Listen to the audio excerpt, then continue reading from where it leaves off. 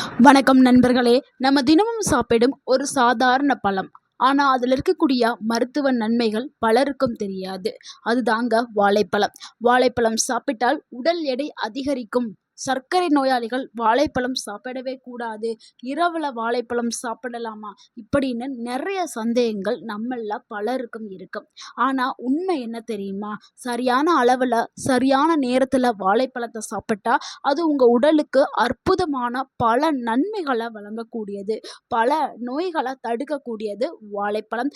பல ஆரோக்கியமான விஷயங்கள், ஊட்டச்சத்துக்கள் நிறைய கொண்டது வாழைப்பழம். ஸோ வாழைப்பழம் சாப்பிட்றதுனால உடல்ல ஏற்படக்கூடிய 10 அதிசய நன்மைகள் என்ன? யாரெல்லாம் சாப்பிடலாம்? யாரெல்லாம் சாப்பிடக்கூடாது? எந்த நேரத்துல சாப்பிட வேண்டும்? ஒரு நாளைக்கு எவ்வளவு சாப்பிட வேண்டும்? அதிகமா சாப்பிட்டால் என்ன பிரச்சனைகள், ஆபத்துகள் நேரிடும்? எல்லாத்தையும் நம்ம விரிவா இந்த வீடியோல பார்க்க போறோம். வீடியோவை ஸ்கிப் பண்ணாம கடைசி வரைக்கும் பாருங்க. இந்த ஒரு வீடியோ உங்களுடைய ஆரோக்கியத்திற்கு மிகவும் பயனுள்ள ஒரு வீடியோவாக இருக்கும். உங்கள் ஆரோக்கியம் உங்கள் கை இருக்கக்கூடிய முக்கியமான சத்துக்களை பார்த்துடலாம். 100 கிராம் வாழைப்பழத்தில் vitamin B6, vitamin C, potassium, magnesium, manganese, fibre, natural sugar, anti ஆக்சிடென்ட்கள் இது எல்லாம் சேர்ந்து தான் நம்ம உடலை ஆரோக்கியமாக வச்சுக்கிறதுக்கு உதவியாக இருக்குது. ஸோ வாழைப்பழம் சாப்பிட்றதுனால உடலில் ஏற்படக்கூடிய நன்மைகளையும் மாற்றங்களையும் பார்த்தலாம். அதில் முதலாவது நன்மை என்னென்னா, உடனடியாக உடலுக்கு சக்தியை கொடுக்கறதுக்கு வாழைப்பழம் பயன்படுது. வாழைப்பழம் இயற்கையான எனர்ஜி பூஸ்டராக இருக்குது. இதில் இருக்கக்கூடிய குளுக்கோஸ், ஃப்ரக்டோஸ், சுக்ரோஸ் உடனடியாக உடலுக்கு சக்தியை தருது. அதனால தான் விளையாட்டு வீரர்கள், ஜிம்முக்கு போகிறவங்க, மாணவர்கள், அதிகமாக வேலை செய்பவர்கள் எல்லாருமே வாழைப்பழத்தை சாப்பிட்றாங்க. அடுத்து இரண்டாவது நன்மை, இதயத்தை ஆரோக்கியமாக வச்சுக்கிறதுக்கு வாழைப்பழம் பயன்படுது. வாழைப்பழத்தில் பொட்டாசியம் அதிகமாக இருக்குது. இந்த பொட்டாசியம் பிளட் ப்ரெஷரை குறைக்கிறதுக்கு உதவியாக இருக்குது. இதய துடிப்பை சீராக வச்சுக்கிறதுக்கு பயன்படுது. ஸ்ட்ரோக் அபாயத்தை குறைக்கிறதுக்கும் இது உதவியாக இருக்குது. உப்பை அதிகமாக சாப்பிட்றவங்க வாழைப்பழத்தில் உணவில் சேர்த்துக்கிறது ரொம்ப ரொம்ப நல்லது, ஆரோக்கியமான ஒரு விஷயம். அடுத்து மூன்றாவது நன்மை, மலச்சிக்கலை நீக்கிறதுக்கு வாழைப்பழம் பயன்படுது. பலரும் தினமும் மலச்சிக்கல்னால ரொம்பவே அவதிப்பட்டு இருக்காங்க. ஆனால் அதற்கு ஒரு இயற்கையான தீர்வாக வாழைப்பழம் இருக்குது. இதில் இருக்கக்கூடிய நார்ச்சத்துக்கள் குடலுடைய இயக்கத்தை அதிகரிக்கிறதுக்கும் மலத்தை மென்மையாக வெளியேற்ற உதவியாக இருக்குது. ஸோ காலை உணவுடன் ஒரு வாழைப்பழத்தை நீங்கள் சாப்பிட்டுட்டு வந்தீங்கன்னா நல்ல ஒரு பலனை அனுபவிக்கலாம். அடுத்து நான்காவது நன்மை என்னன்னா, செரிமானத்தை மேம்படுத்துறதுக்கு வாழைப்பழம் பயன்படுது. வாழைப்பழம் உடல்ல இருக்கக்கூடிய நல்ல பாக்டீரியாக்களை வளர்க்கறதுக்கு பயன்படுது. இதனால வாய்வு குறைய ஆரம்பிக்கும், வயிறு எரிச்சல் குறையும், செரிமானம் மேம்படும். அடுத்து ஐந்தாவது நன்மை, வயிற்றுப்புண் பாதுகாப்புக்கு வாழைப்பழம் சிறந்ததாக இருக்குது. வாழைப்பழம் வயிற்றில் இருக்கக்கூடிய ஒரு பாதுகாப்பு படலத்தை உருவாக்குறதுக்கு இது உதவியாக இருக்குது.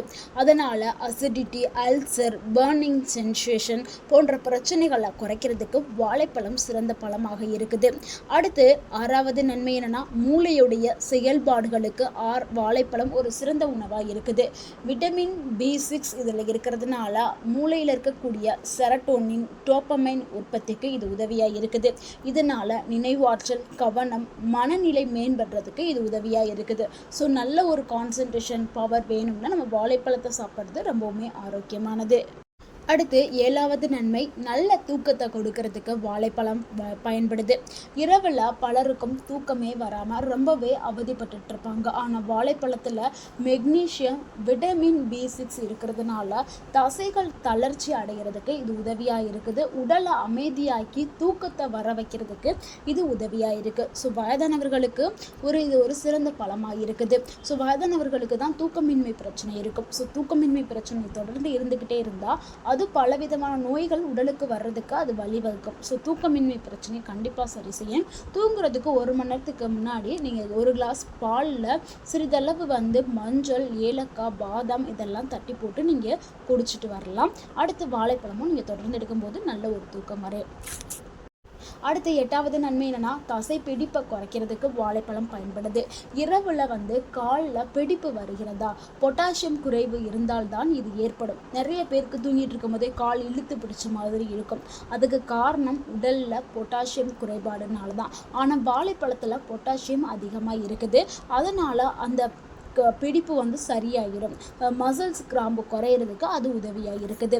அடுத்து 9வது நன்மை என்னன்னா, நோய் எதிர்ப்பு சக்தியை வழங்குறதுக்கு வாழைப்பழம் பயன்படுது. வாழைப்பழத்தில் விட்டமின் சி, ஆன்டி ஆக்சிடென்ட்டுகள் இருக்குது. இதனால் வெளியிலேருந்து வரக்கூடிய வைரஸ், பாக்டீரியா போன்ற இதெல்லாம் எதிர்த்து போராடும் தன்மை உடலுக்கு கிடைக்கிறதுக்கு வாழைப்பழம் சிறந்த ஒரு பழமாக இருக்குது. அடுத்து 10வது நன்மை, சிறுநீரகத்தை ஆரோக்கியமாக வச்சுக்கிறதுக்கு வாழைப்பழம் பயன்படுது. அளவாக நம்ம பொட்டாசியம் உட்கொள்வது சிறுநீரக செயல்பாட்டிற்கு இது உதவியாக இருக்கும். ஆனால் சிறுநீரக நோய் இருக்கிறவங்க வந்து அவங்க மருத்துவருடைய ஆலோசனைப்படி தான் எடுத்துக்கிறணும். ஏன்னா அவங்களுக்கு வந்து பொட்டாசியம் கட்டுப்பாடு வந்து தேவைப்படும். ஸோ பொட்டாசியம் அதிகமாக அவங்க சாப்பிடக்கூடாது. அதனால் சிறுநீரக நோய் இருக்கிறவங்க வாழைப்பழத்தை தவிர்க்கணும். மற்றபடி நம்ம வாழைப்பழத்தை நம்ம சாப்பிட்றது சிறுநீரகத்தை ஆரோக்கியமாக வச்சுக்கிறோம். நார்மலாக பொதுவாக நல்லா இருக்க பீப்புள்ஸ் வந்து சாப்பிட்டோம்னா சிறுநீரகம் வந்து ஆரோக்கியமாக இருக்கும். அடுத்து மன அழுத்தத்தை குறைக்கிறதுக்கு வாழைப்பழம் ஒரு சிறந்த பழமாக இருக்குது. ஏன்னா நிறைய பேருக்கு இப்போ இருக்கிற காலகட்டத்தில் குழந்தைகள்லேருந்து வயதானவர்கள் வரைக்கும் எல்லாருமே வந்து மன அழுத்தத்துக்குள்ளே தள்ளப்போகிறோம். ஸ்ட்ரெஸ் அப்படிங்கிற அந்த வேர்டுக்குள்ளே தள்ளப்போகிறோம். ஸோ அதனால் என்ன ஆகுதுன்னா நிறைய பிரச்சனைகள் வருது. ஸோ அந்த பிரச்சனையிலேருந்து மீண்டு வர்றதுக்கு வாழைப்பழம் உதவியாக இருக்குது. வாழைப்பழம் வந்து மனது சார்ந்த சில விஷயங்களை வந்து அந்த ஹார்மோன்களை வந்து தூண்டுறதுனால மன அழுத்தத்தை குறைக்கிறதுக்கு வாழைப்பழம் வந்து பயன்படுது. இவ்வளவு நன்மைகளை கொண்ட இந்த வாழைப்பழத்தை எந்த நேரத்தில் சாப்பிட்றது, எப்படி சரியான முறையில் எடுத்துக்கொள்கிறது அப்படிங்கிறத பார்த்துடலாம். நம்ம வாழைப்பழத்தை எப்பொழுதுமே காலை உணவுடன் எடுக்கிறது ரொம்ப ரொம்ப நல்லது. ஏன்னா நம்ம காலையிலே வாழைப்பழத்தை சாப்பிட்டோம்னா அந்த டே ஃபுல்லாக வந்து நம்ம எனர்ஜியாக இருப்போம். உடல் வந்து நல்ல ஒரு புத்துணர்ச்சியாக இருக்கும், ஆக்டிவாக நம்ம இருப்போம். ஸோ உடல் சோர்வை போக்கி நம்ம நல்ல ஒரு ஆக்டிவான நிலையில் இருக்கிறதுக்கு வாழைப்பழம் பயன்படுது. அதனால காலை உணவுடன் எடுத்துக்கிறோங்க. உடற்பயிற்சி செய்கிறவங்க உடற்பயிற்சிக்கு முன்னாடி எடுத்துக்கலாம். ஏன்னா நல்லா ஒர்க் அவுட் பண்ணணும். அவங்களுக்கு டயர்டே ஆகாமல் நல்லா ஹெவியாக சிலர்லாம் வந்து ஒர்க் அவுட் பண்ணுவாங்க. ஜிம்மில் ஒர்க் அவுட் பண்ணுறவங்க ரொம்ப ஹெவியாக ஒர்க் அவுட் பண்ணுவாங்க. அவங்களுக்கு தேவையான எனர்ஜியை வந்து கொடுக்கறதுக்கு வாழைப்பழம் வந்து பயன்படுது. அதுக்கப்புறம் ஒர்க் அவுட் முடிஞ்சதுக்கப்புறம் நம்ம எடுத்துக்கிறலாம். அடுத்து மாலை நேரத்தில் ஸ்நாக்ஸ் சாப்பிடுவோம்ல எல்லோரும், அந்த டைம்லையும் நம்ம வாழைப்பழத்தை வந்து எடுத்துக்கிறலாம். ஸோ இரவில் மட்டும் தவிர்க்கிறது ரொம்பவே நல்லது. இல்லை தவிர்க்க முடியாத பட்சத்துக்கு நான் சாப்பிட்டே ஆவேன் அப்படின்னா வந்து அளவு ரொம்ப கம்மியாக சாப்பிட்டுக்கிறோங்க. யாரெல்லாம் கண்டிப்பாக வாழைப்பழம் சாப்பிடணும்னா குழந்தைகள் கண்டிப்பாக சாப்பிடணும். ஏன்னா குழந்தைகளுக்கு தேவையான எல்லா ஊட்டச்சத்துக்களுமே வாழைப்பழத்தில் இருக்குது. அடுத்து கர்ப்பிணி பெண்கள் வந்து கண்டிப்பாக எடுத்துக்கிறணும். கர்ப்பிணி பெண்களுக்கும் அவங்க வயிற்றில் வளரக்கூடிய கருவுக்கும் தேவையான ஊட்டச்சத்து வாழைப்பழத்தில் இருக்குது. ஸோ அதனால் அவங்க அடுத்து வயதானவர்களுக்கு இது ஒரு சிறந்த உணவாக இருக்குது. ஏன்னா அவங்களுக்கு தேவையான எனர்ஜி, மூட்டு வலி, கை கால் வலி வராமல் இருக்கிறதுக்கு எல்லாத்துக்குமே வந்து வாழைப்பழம் ஒரு சிறந்த உணவாக இருக்குது. அடுத்து மாணவர்கள் வந்து நல்ல ஒரு நினைவாற்றல் வேணும், நல்ல ஒரு மெமரி பவர் வேணும் அப்படின்னா கண்டிப்பாக மாணவர்கள் எடுத்தே ஆகணும். அடுத்து விளையாட்டு வீரர்கள் அவங்களுடைய எனர்ஜிக்காகவும் ஸ்டாமினா பவருக்காகவும், அடுத்து கடினமாக உழைக்கக்கூடிய நபர்கள் எல்லாருமே வந்து வாழைப்பழத்தை எடுத்துக்கிறது ரொம்ப ரொம்ப நல்லது.